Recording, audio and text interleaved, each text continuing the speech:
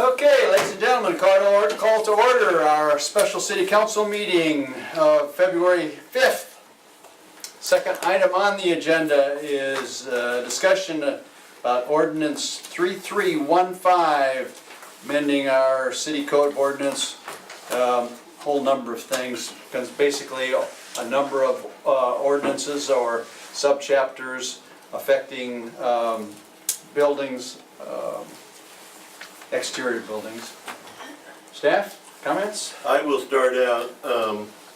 The initial draft of this ordinance number 3315 was drafted by city staff.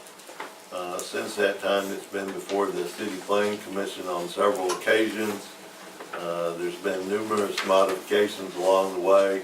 Therefore, there's really no single author of this ordinance, so it's got multiple authors because multiple people have input. The Planning Commission unanimously recommended the City Council adopt this ordinance. It is a single-purpose ordinance.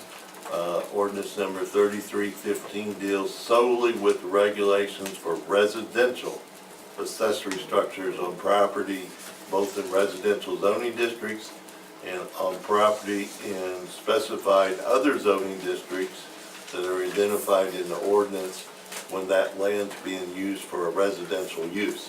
So it could be zoned commercial, but if it's being used for residence, this ordinance applies to the residential accessory structures on that property. It covers no other topic, not even commercial accessory structures. That's a whole different thing. This is just dealing with residential accessory structures to houses. The city of Guthrie is divided into several overlay districts. I might just go through those. You've got a map in front of you. Does that work? That's not decent. This area, of course, is the Capital Town Site Historic District. All of it. And so that's an overlay district just to that historic district. And of course, that includes the park as well. That area's already defined. Then we looked at our two primary corridors in the community, Noble and Division and Sooner. And primarily it's 1,000 feet on each side of Noble and on each side of Division. But there are some areas to make it work around neighborhoods that's been adjusted. For example, this is Mission Hills, and the idea was to just take in not only phase one, but future phases of Mission Hills, why it was drawn that way. And then the Planning Commission is the one that came up with the boundaries for an area in Midtown. And I'll talk about those three, but just kind of lay that out that there are four basically different overlay districts, and then you have the balance of the community. On our historic overlay district is the most restrictive area. This overlay district places both additional and more restrictive standards on residential accessory buildings to preserve and protect the historic and architectural value of the historic district. Exterior walls, the biggest difference between it and the rest of town, metal siding and synthetic stucco, EIFS, are strictly prohibited. Exterior walls shall be constructed of either brick, stone, stucco, wood, or wood simulated, or cementitious fiberboard. So there is to be no metal siding on residential accessory structures in the historic district. Then the next one, the Midtown overlay district, which is kind of the lavender or purple, and then the green and the orange, the corridor overlays. The Midtown one is an area that was identified by the Planning Commission members, and they thought that this had a historic element to it, even though it's not in the historic district that should be protected. And then on the main corridor is in both the Division, Noble, and along Sooner, is to maintain the nature of that area. That is the front door of our community. So that's what people see when they come into our community. Again, the regulations for, that are separate for Midtown and the overlay, corridor overlay districts are the same regulations. Exterior walls, metal siding and synthetic stucco are prohibited except as provided in the exception below. And the exception is for buildings that are 120 square foot or less, so roughly 10 by 12. You can have a 10 by 12 metal building, but you can't have anything bigger and it be metal. How many can you have? We'll get into that. There is a total number. 10. And what it's a cumulative number, and we will get into that as we go through the ordinance. But if, even on the ones that are 120 square feet or less, that are metal siding, there's some standards that have to be followed. Must be located behind the furthest rear wall of the main residential structure on the property. Have pre-installed finish or paint from an earth tone color palette and or color palette which complements the main dwelling structure. Have raised or standing seams, be a minimum of 26 gauge steel, and have corner trim. So then, once you get outside of those overlay districts, the lavender, the orange, downtown historic district, and the green corridor along Division and Sooner, the balance of the town, exterior walls may be constructed with metal siding as long as they meet the same standards that I just went through for the ones in the other district that were 120 square feet or less. So any building in the balance of town that's an accessory building to a residential structure could be metal. Again, there is With the exception of acreage, right? we do have size limitations, and we'll get into that. Residential accessory building minimum front yard setback, we'll get into that more, but it has to be behind the back wall of your house, unless you get a special exception, and that special use permit would be approved by the city council based on a recommendation from the planning commission. And if this special use permit is for a property located within the historic district, then it would also have to be approved by the Historic Preservation Commission. If just going through the ordinance, it starts out talking about the applicability of the ordinance, what areas are covered. Of course, it's all of the residential zoned areas, and then it also covers the commercial areas that are being used for residential use, even though they're zoned commercial.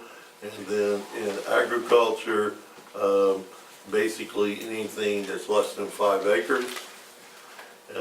In paragraph 2, it defines what a residential accessory building is, and that includes private garages. And then it's not an exhaustive list, but on page 3, we list examples of what would be considered an accessory building.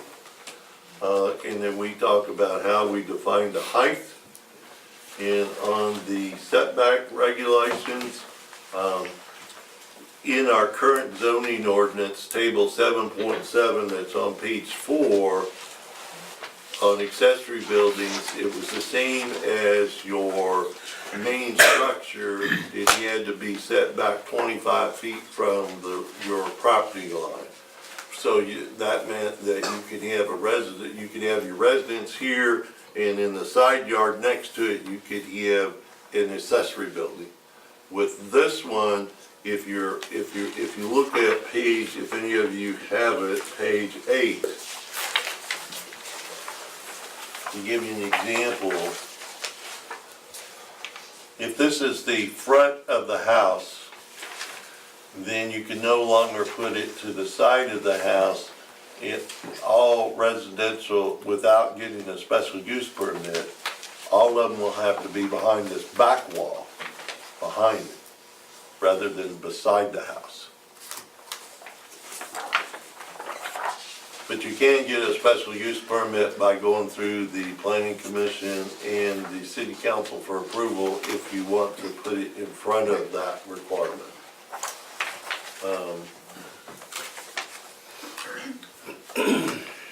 And that's one of 2 special use permits granted. These rules are written to be hard and fast without going to the planning commission and board of adjustments and getting a bunch of exceptions to it.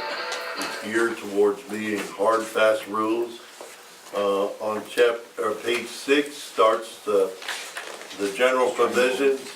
I won't go through all those, but for example, residential accessory buildings shall not be used for any commercial purposes and shall not be rented to another party.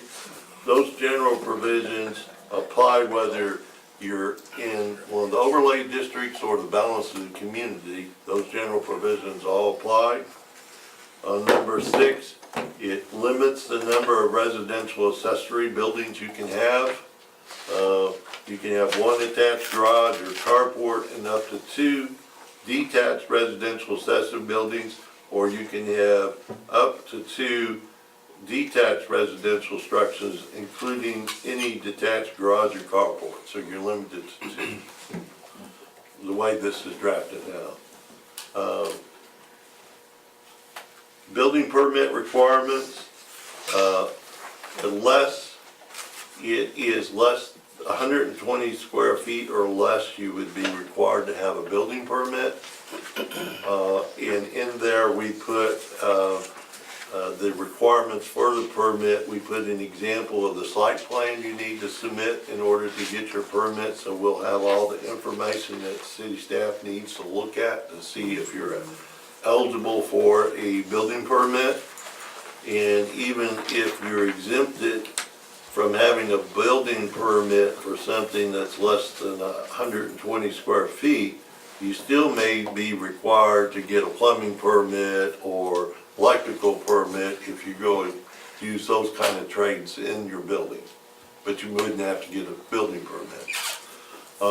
The only exception, if it's less than 120 square feet, you would still have to get a building permit if it's in the historic district. You can't build anything in the historic district without getting a building permit, so it's reviewed. Height limitations, the peak height, it's limited, you cannot exceed the peak height of the principal building, residence, or 15 feet, whichever is less. And that's the second thing you can get an exception to if you want something taller than 15 feet under special review, a special use permit approved by the city council based on a recommendation from the city planning commission. You can go above 15 feet, but it's after it's been reviewed by the planning commission and the city council to make sure it fits your particular neighborhood.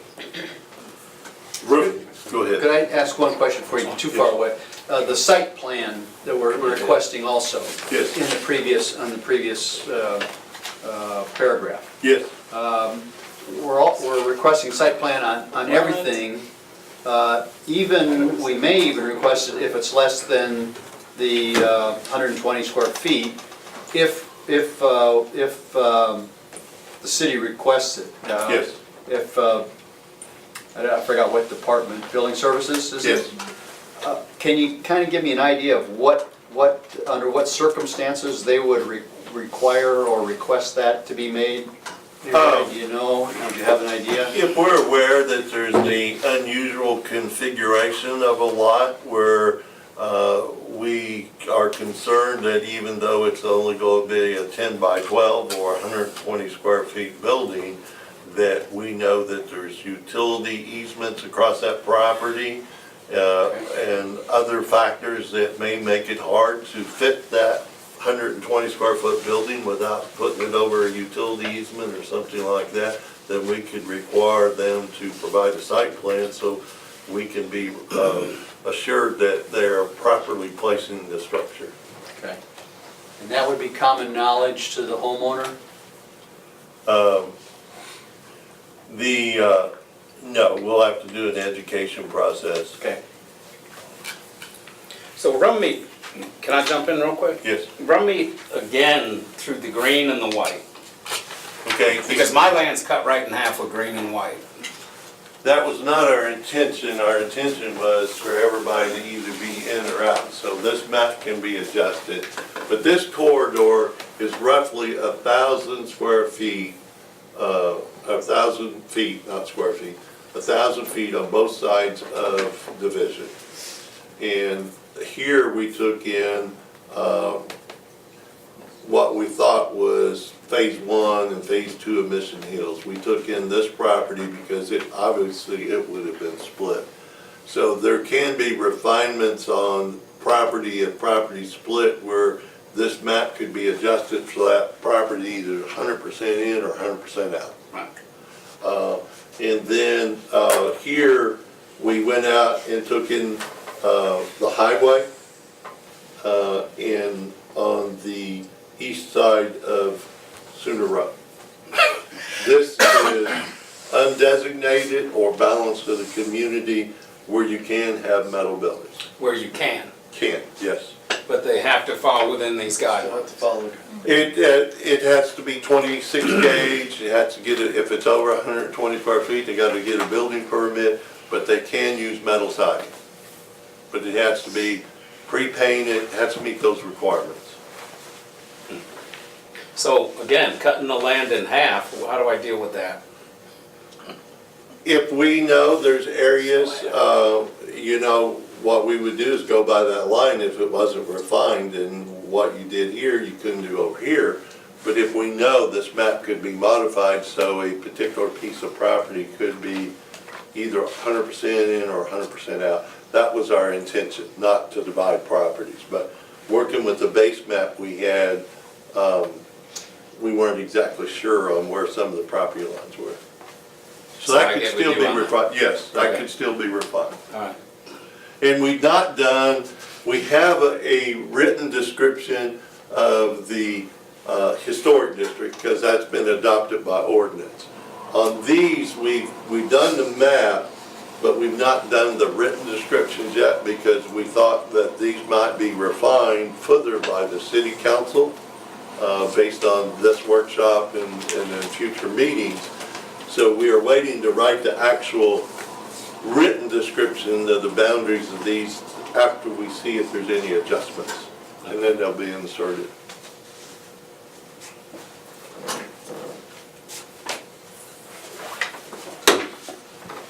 Can I ask a basic question? Yes. What are we fixing? What's the impetus for this? I'm trying to catch up. What's broke? What are we trying to fix? There's been a lot of thought that the hard, fast rule that there could be no buildings, accessory buildings inside the city limits that had metal siding was too restricted. That there was some areas out by the lake, others that were more rural in nature, that it would be appropriate in those locations to allow metal siding on residential accessory structures. And so it would be taking something that a lot of people proposed that has been too restricted to less restrictive in some of those areas where people thought that it was not detrimental to the appearance of the community to have buildings with metal siding in those areas of town.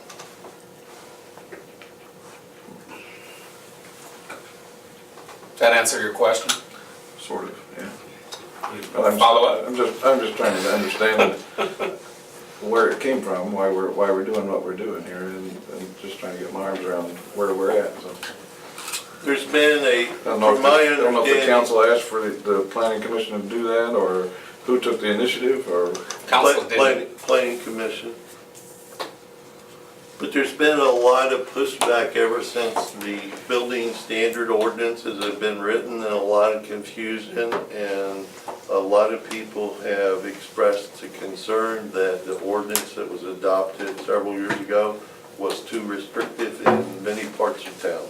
Or they just go around the rules altogether and build a damn building anyway. Or they put multiple smaller buildings that were, I'm familiar with that. Yes, Yeah. that's why I asked the question. but that's where that's coming. Okay.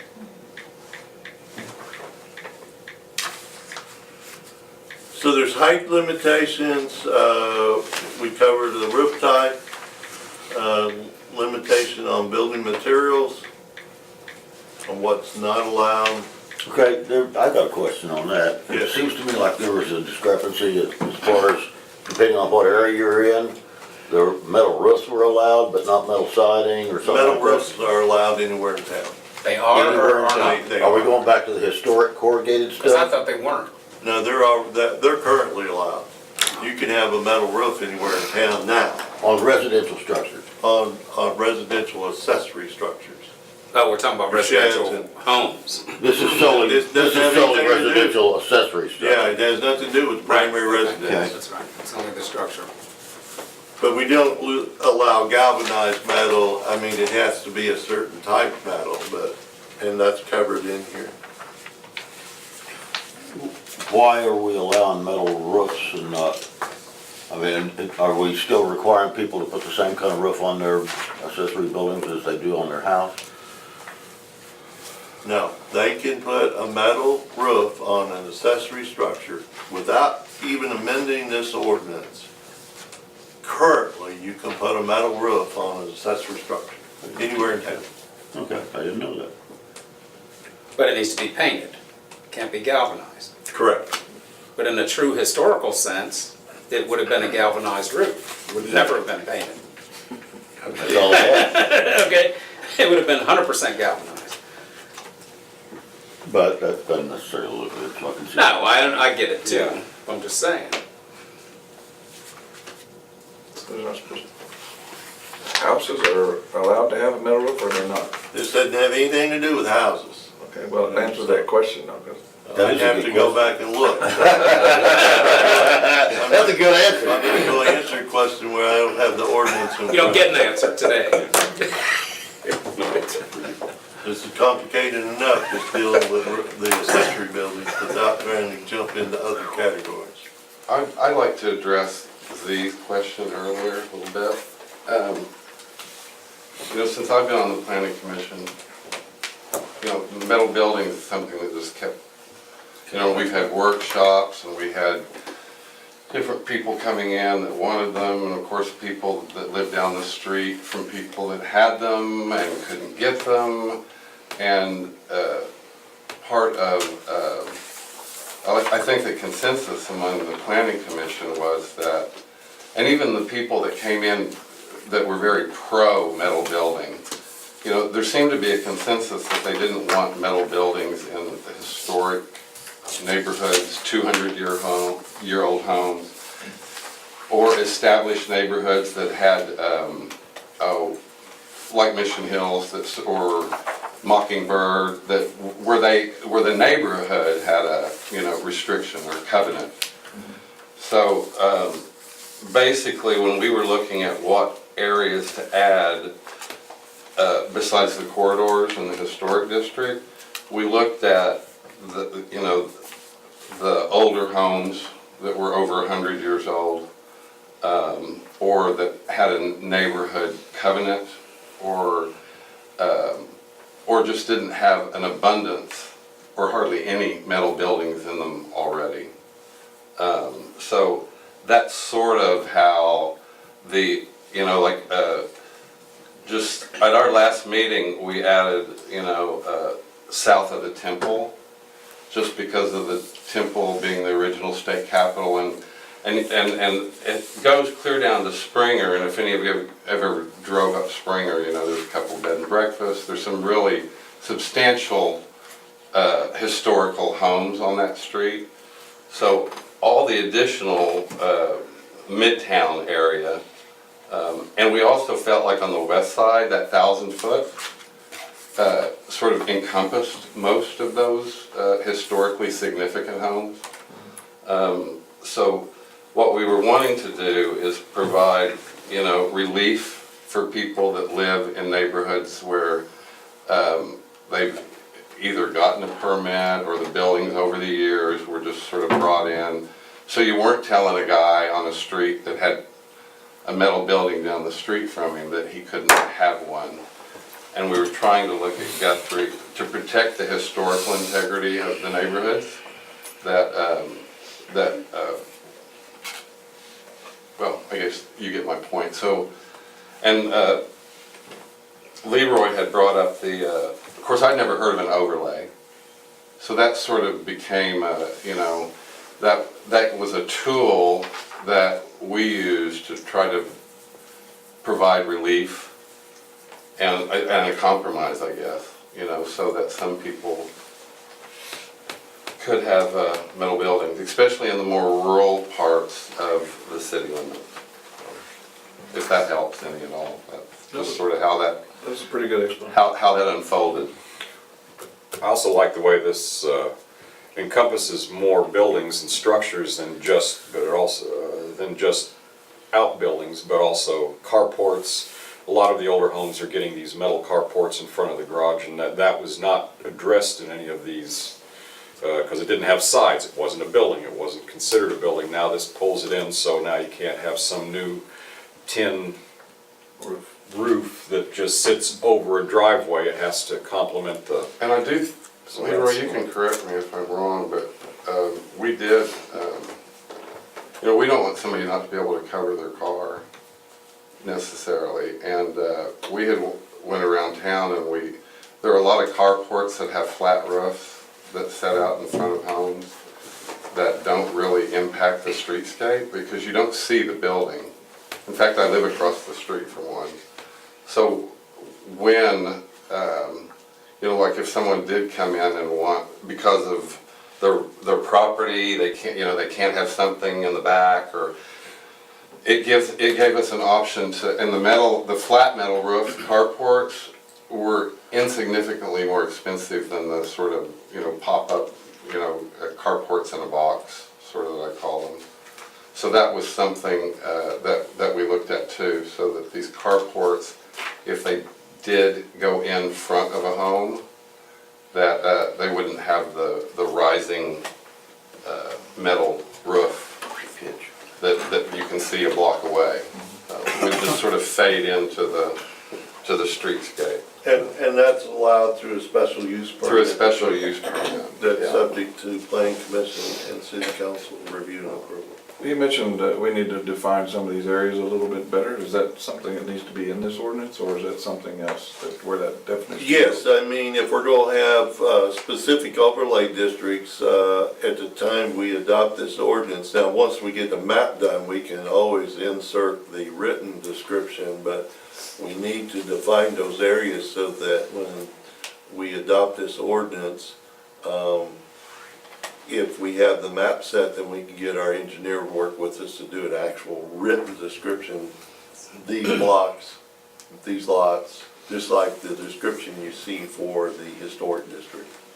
So, to go back to my question on the white versus the green, Yes, um, the white is the balance of town and it's the least restrictive area. right, but it's still held to this. Correct. But it's not held to the other potential guidelines of the metal structures. Correct. The only difference is you can have a metal siding, whereas in these others you can't have any metal siding in the historic district. In the other overlay districts, you can have metal siding on those that are smaller, 120 square feet or below.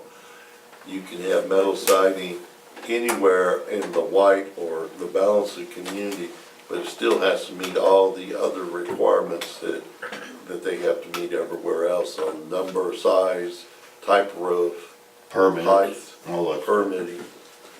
And Brian, back to your question about your property being divided, I mean, at our last meeting, that came up, and part of the reason we added Mission Hills was because first of all, that's sort of an established neighborhood that, I don't know if it was in their covenant, but you could tell that wasn't something that was, we wanted to, if part of the property was affected by it, like a housing addition, Right. you wouldn't want the front part of the housing No. addition to be more restrictive than No, the back, exactly. so we just pulled it in. Right. And it could work the other way too, I would think, like if, of course, that would be open debate too.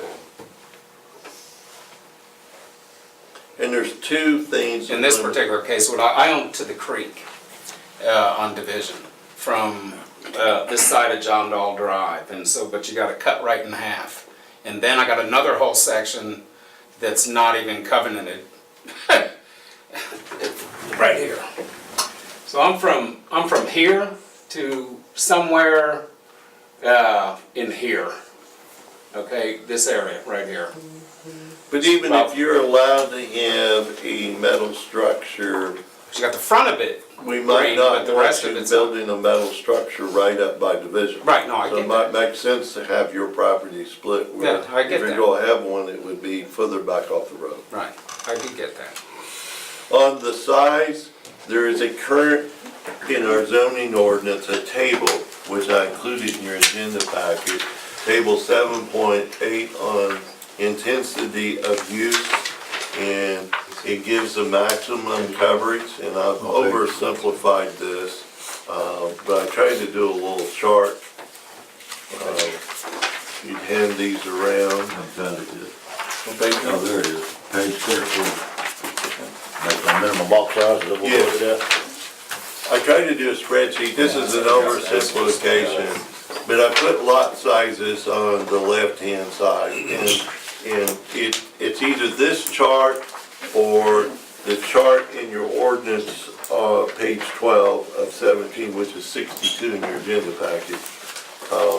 It's the smallest number is applicable, the most restricted. So if, for example, in an interior lot, if it's 6,000 square feet lot, or let's just go to 10,890, which is a quarter acre, you can only cover 25% of that lot with buildings. So if, that would allow you 2,723 feet, and this is our current ordinance. Then if you had, your garage in your house is 2,000 square feet, then you could have a building of 723 square feet, and that's all you can have, and that's our current ordinance. And you'll see in the chart in your ordinance, it says for that size property, you can have 800. Well, you have the smallest number is what you're allowed, the most restricted. If you go to a half acre, currently, if you had, that would be 5,445 square feet, that you could cover based on the 25% rule. If you had a 2,000 square foot home, then you could have 3,445 square feet of outbuilding. In the ordinance, that's a typo, it's 1,000 instead of, I put that together quickly to try to give you an example, that's 1,000 instead of 100. So you can see, if you get to 2 acres, under our current ordinance, you could build 19,000 square foot building, accessory building, but because it's the most restrictive, this new chart that we're adopting this ordinance would restrict it down to a much smaller building outlot. The ideal is that if you got residential property, you should not have a outbuilding or accessory building that is more dominant than your house. And that's the total square footage of the 2 buildings. That is, on the chart in the ordinance, it is not, but in the chart that's in the zoning, it is the total of the 2 buildings on the 25% rule.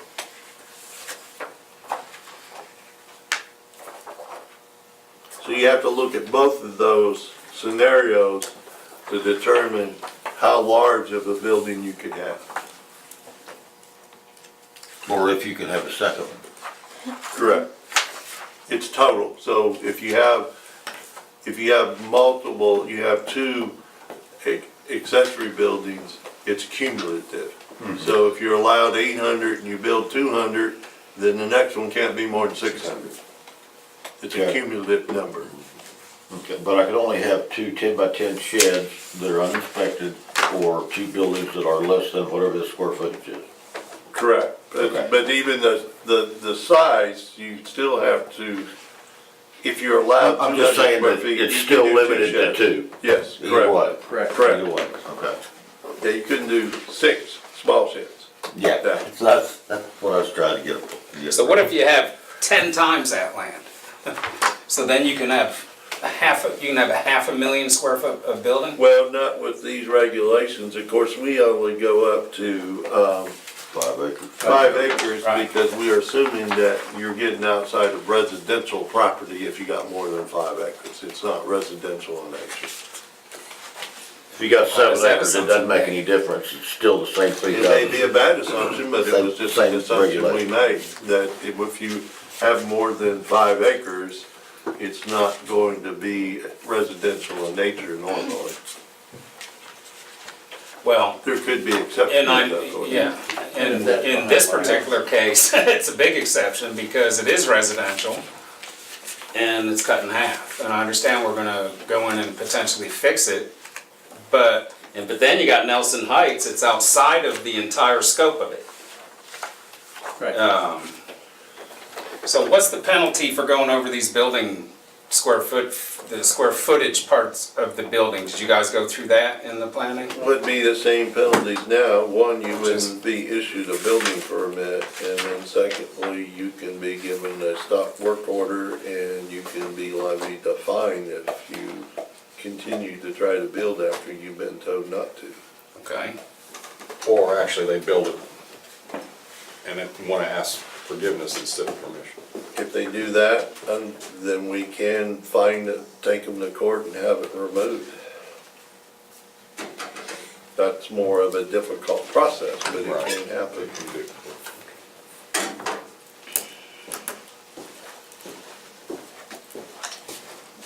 No metal buildings for you, Steve. Sorry.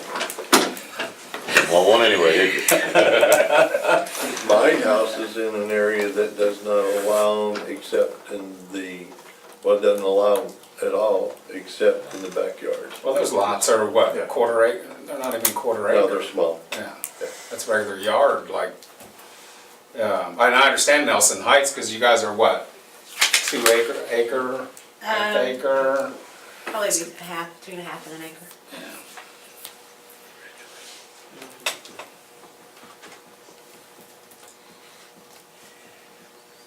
And bear in mind that if there's a subdivision with more restricted covenants, we don't enforce covenants at the city. You have to go through district court to enforce residential covenants on a subdivision. But they would supersede our ordinance in that subdivision. If you had a subdivision that was developed, had a set of covenants, so that was more restrictive than this ordinance. I think Joe and Rebecca, do you have anything else to add, or they're of course available to answer questions? I would add what you're talking about on the covenants is that we're running across a lot of neighborhoods that had covenants that were filed at the courthouse when they were first established and developed. But over time, either the board was never established or it's dissolved over time, and they go, well, we know it's not allowed per covenants, but we don't have an active HOA to enforce that. And so we'll even get code complaints of them reporting those violations to the city, and we have to tell them, hey, you know, we have no precedence over that. And so I think this, with the overlay districts, kind of helps to alleviate that problem that we have, because it's protecting those historic areas that may have a covenants, but no active board that's enforcing them. We don't enforce covenants either. Covenants have nothing to do with the city of Guthrie. There's on the agenda is asking this to be declared an emergency. Why are we needing an emergency for this? We have several people that are waiting to start construction of accessory buildings, and so Yeah, but why an emergency? I mean, an emergency is declared when you have something that's gonna cause a problem with peace, safety, or health. Want it to go into effect immediately. But there's a reason when you declare emergency is for peace. You're gonna disturb the peace. So somebody don't go start building tomorrow. Well, they can, supposedly. And it would be disturbing the peace. Why? Well, it's peace and. Yeah, it's- wanting to I don't serve see the it as peace a in the big, I don't house. see it as a Yeah. big issue. does Why the not? city attorney have as a restrictive definition on the ability to declare emergency for Well, ordinances. I'm not a big fan of emergencies unless it's an actual emergency. And our ordinances don't go into effect for 30 days. One of the reasons is that gives citizens a chance to come back in and within that 30 days and say, hey, you messed up here, or we've got a referendum. It's in the charter, referendum it's in petition. paragraph 8-6 if you wanna look it up, but there's a reason to have, you have to have a reason to do an emergency, it's not just for convenience, that we wanna get this started tomorrow. That's not why we do things like that, it's for peace or safety or health reasons. Then you would make a motion not to approve that then, sir. I would. Doesn't mean we can't propose it. Yeah, it also requires a supermajority for emergency. 5 votes. 4, right? 5. 5. 5 Yeah, for 5. emergency.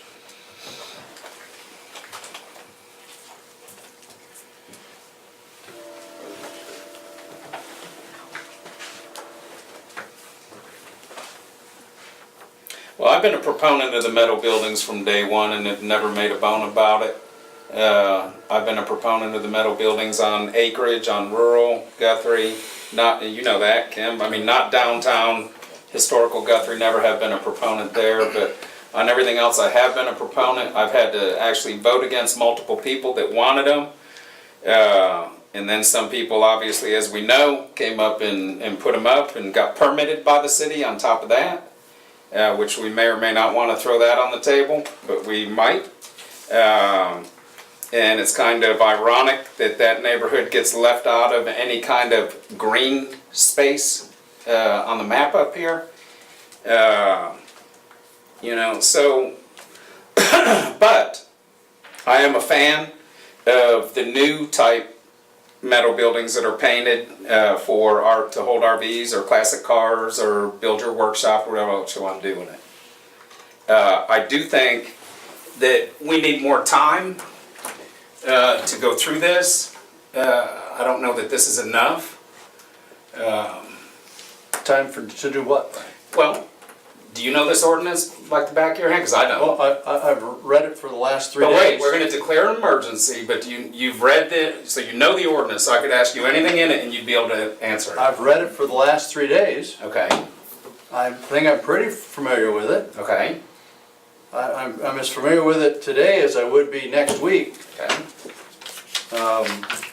But you weren't familiar with the questions I just asked on the overlay.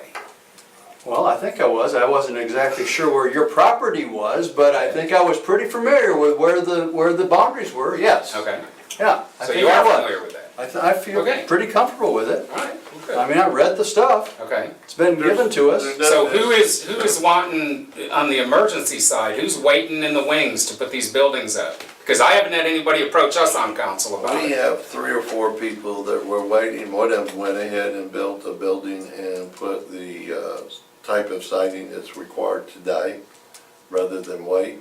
But we have a couple others that have come forth that are waiting to decide on construction, on what's adopted here. I haven't. Typically, that comes to council and we know who they are. That's the reason I asked. Because I've been all over the metal buildings and nobody's come to me, nobody's come to council requesting a special use or anything for metal buildings.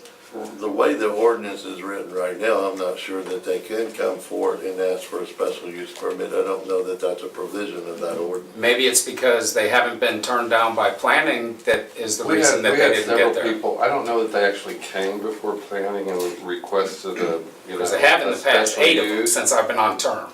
But there were several people that were in some of our workshops.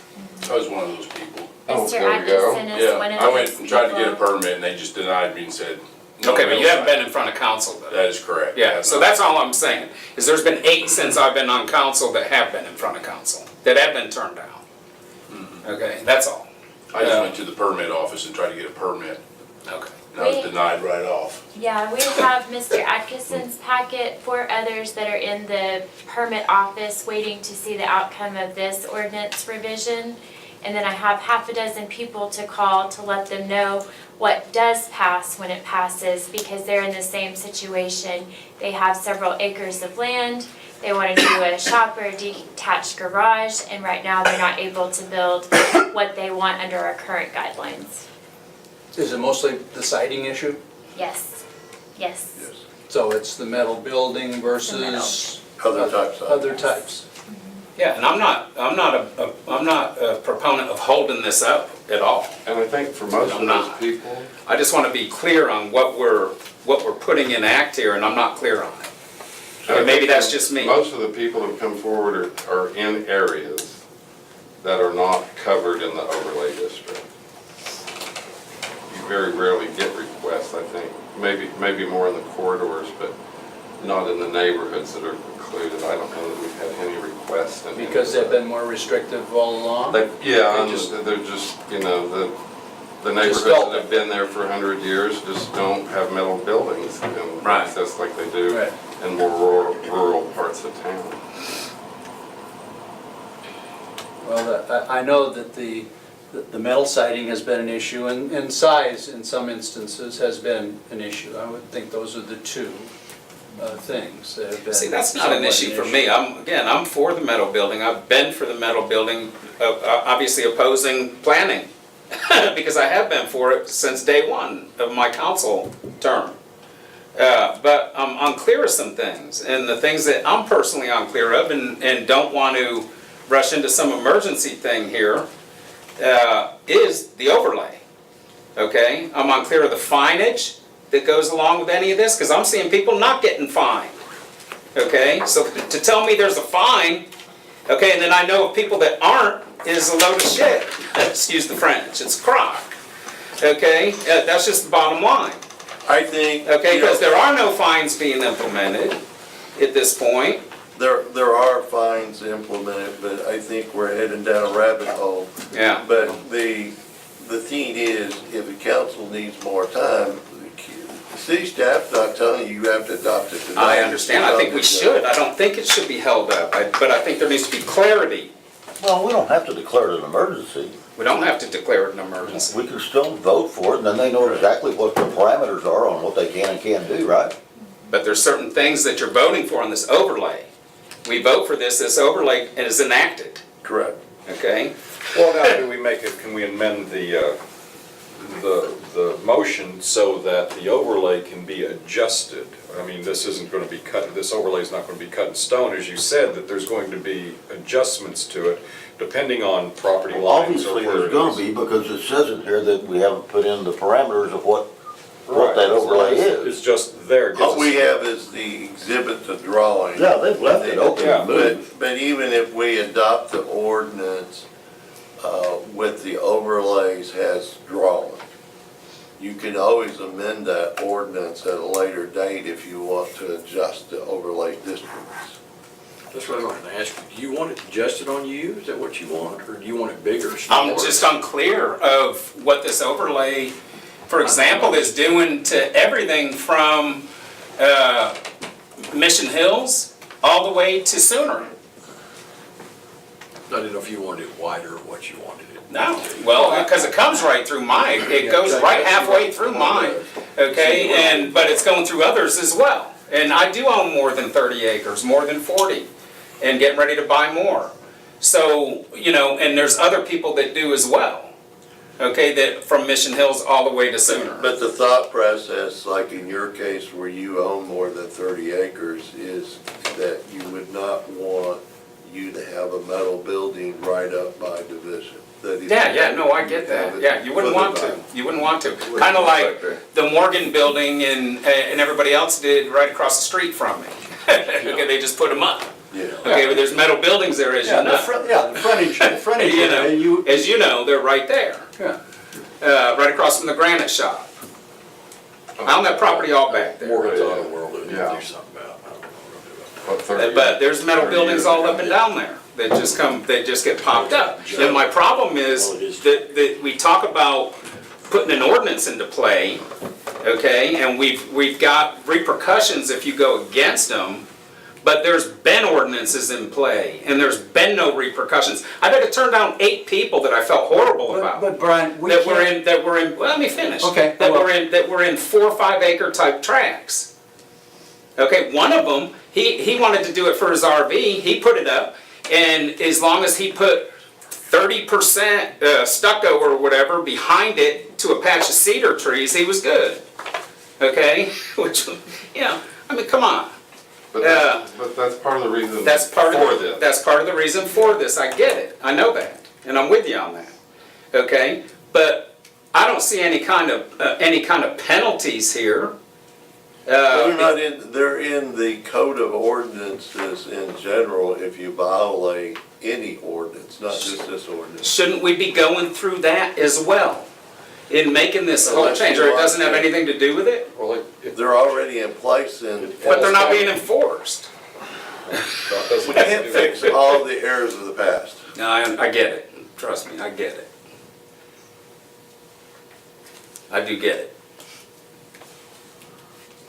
I think this clears a lot of ambiguity up. I mean, yes, there's still sums with the overlays and things, very little bit, but it really you've gone through this and it really clears a lot of major questions and allows more to happen in the outlying areas where, like you say, it doesn't really matter. We're at that point, it's for the people with the larger tracts and out in the rural areas to have the metal building right now, can't do it, just like you said. So, and it does restrict some things in the more historic things. I think it clears a lot of things up. It does clear it up, there's no question, but again, okay, what's the repercussion? Well, it's already written in another code. I mean, when you do this, just like half the codes, they don't have any, it just says if you do it wrong, then it goes back to the fining ordinances that are there. Now, this is But now, whether they're actually done, that's beside the point. That's not what we're talking about. This is the first step, okay? This isn't a complete package, this is the first step. And you mentioned education, we've got an education piece that follows this. We've got an enforcement piece that follows this. There's a lot of pieces that have to come to play.